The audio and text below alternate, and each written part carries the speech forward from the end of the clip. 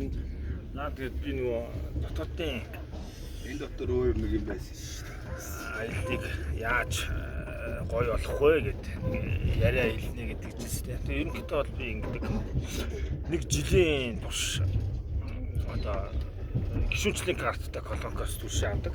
Тэр маань ингээд үлдээд одоо наадмын их урт амралтын үеэр болохоор